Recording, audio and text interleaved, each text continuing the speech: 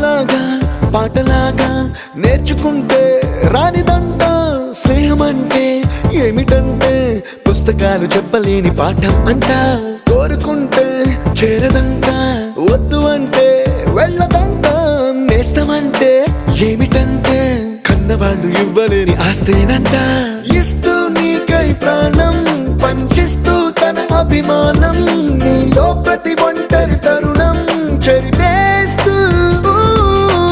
ఎన్నో వేల కథలు ఇంకో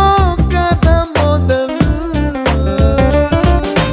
छोटी छोटी छोटी छोटी छोटी छोटी बातें छोटी छोटी बातें बातें मीठी मीठी मीठी मीठी मीठी मीठी यादें मीठी मीठी यादें यादें